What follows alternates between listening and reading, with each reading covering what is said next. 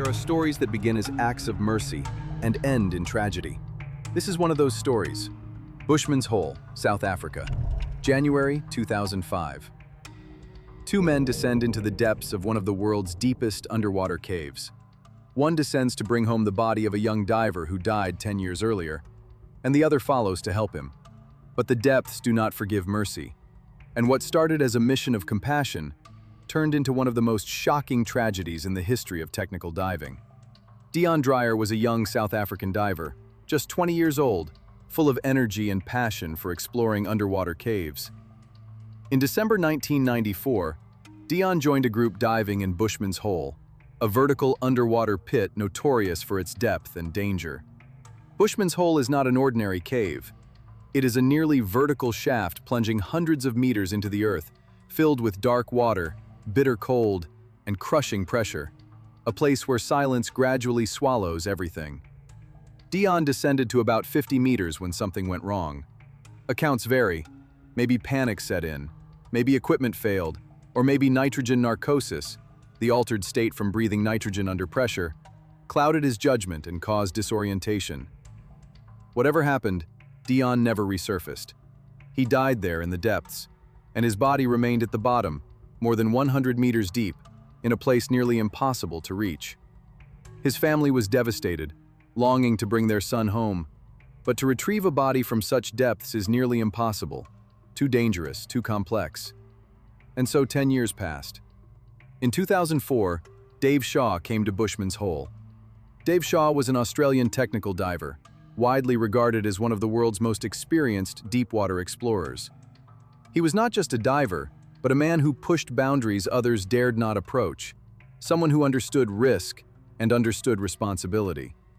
During one dive at Bushman's Hole, nearly 270 meters down, Dave saw something that shook him to his core. He saw Deon Dreyer's body.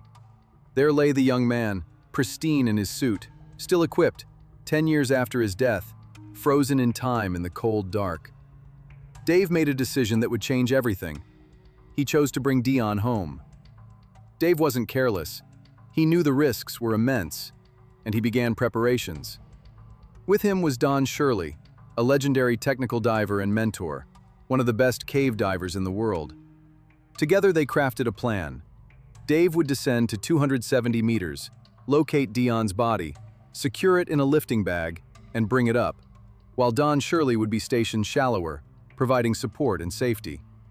It sounded straightforward, but at these depths, straightforward is deadly. Bushman's Hole is no ordinary cave. It plunges vertically over 280 meters. At 270 meters, the pressure is around 28 times surface pressure. Water temperature hovers near 7 degrees Celsius. Visibility can drop to zero in an instant. Any disturbance kicks up silt and obliterates sight, and decompression time is measured in hours. One mistake can be fatal. January 8, 2005. The morning was quiet as Dave Shaw and Don Shirley prepared for the dive, with a support team stationed at various depths to assist. At 10:18 a.m., Dave began his descent, and Don followed, settling at 220 meters to manage operations. Down and down went Dave, 270 meters deep into darkness, cold, and silence. He found Deon. Dave began working to secure Deon's body in the lift bag, but the mud was thick and the body wedged tight. Suddenly, a cloud of silt filled the water, and visibility dropped to zero. Dave became tangled in lines, his breathing quickened, and panic set in. At this depth, panic is a death sentence. Don Shirley saw the trouble unfolding from above and descended deeper. At 270 meters, he found Dave, unconscious and entangled. Don tried to free him, tried to revive him, but Dave had lost too much. Dave Shaw died there in the depths. Don Shirley was trapped himself, and time stretched out painfully as he conducted his decompression on the way up. For over 12 hours, he ascended slowly, fighting exhaustion and pressure-related risks. But Don survived. Days later, Dave Shaw's body surfaced, still entangled with Deon Dreyer's. Dave had completed his mission, bringing Deon home at last, a mission of love, bravery, and tragic sacrifice. This story is more than about diving. It's about mercy, and the limits of human endurance, about paying the ultimate price to honor another. Dave Shaw could have stayed safe, could have let sleeping depths lie, but he chose differently, a choice that cost him his life. Bushman's hole remains, deep and silent. It claimed Deon Dreyer and Dave Shaw, but it did not consume their memory. Their story reminds us of the extraordinary courage and fragile mortality of those who venture into the abyss.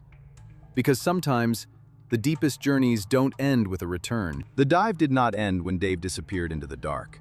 In many ways, the worst part had only just begun. Don Shirley, waiting higher in the water column, understood almost immediately that something had gone wrong. In a place like Bushman's Hole, there is no loud chaos, no surface drama, no easy signal that tells you exactly how bad things are.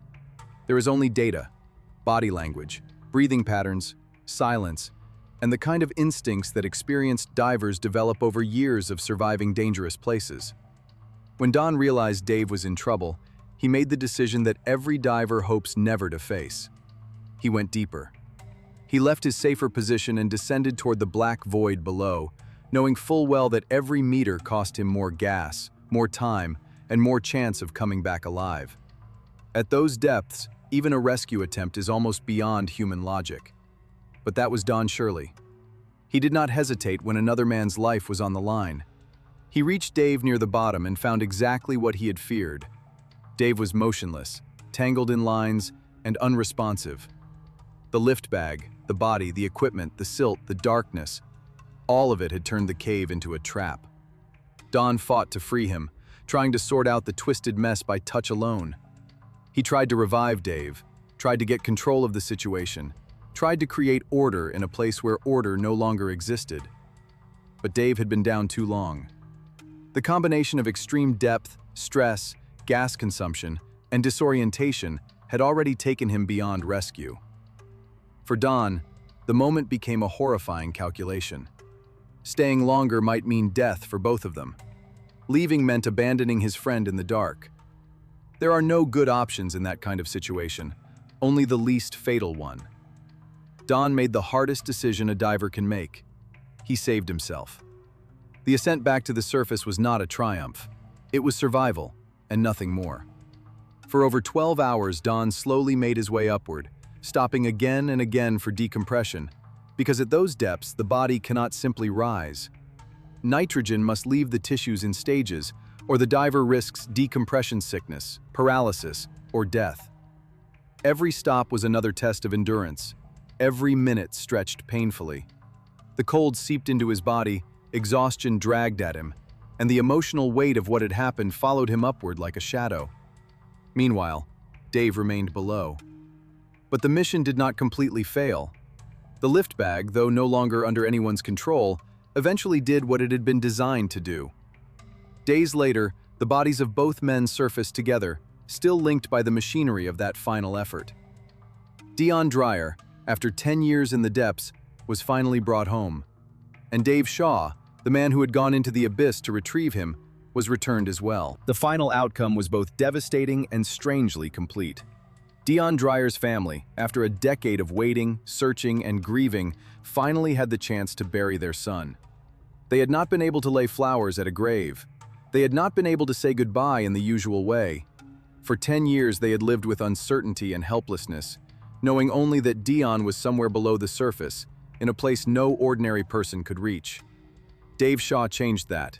He gave them closure, but he paid for it with his life. His own family was left to grieve a man who had gone into the depths for another, driven not by ego or fame, but by a sense of duty and compassion that was as rare as it was dangerous. Dave Shaw was respected throughout the technical diving world as one of the best, but his final act made him something more than an accomplished explorer. It made him unforgettable. He became a symbol of what human beings can risk when conscience speaks louder than fear. In the aftermath, people asked the obvious question: was it worth it? Was one death acceptable in order to recover another body already lost to the sea? That question has no easy answer, and perhaps it should not. To some, the decision will always seem too costly. To others, it will always seem noble. What is undeniable is that Dave made the choice himself, with full knowledge of the danger. and he chose to act because he believed that Deon should not remain abandoned in the depths forever.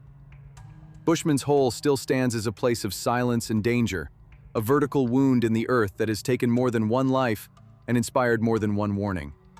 It is the kind of place that reminds divers how thin the line is between skill and disaster, between confidence and catastrophe. It does not care how experienced you are. It does not care why you came. It only waits. And yet the story of Bushman's Hole is not only a story about death. It is also a story about commitment, loyalty, and the strange kind of courage that can only be measured when someone chooses to go where they know they may not return. Deon Dreyer was lost in 1994. Dave Shaw followed him 10 years later. In the end, both were brought back, and both were remembered. Some journeys into the darkness end in silence, some end in sacrifice, and some, like this one, remain in memory because they reveal something very human beneath the danger: the refusal to leave someone behind.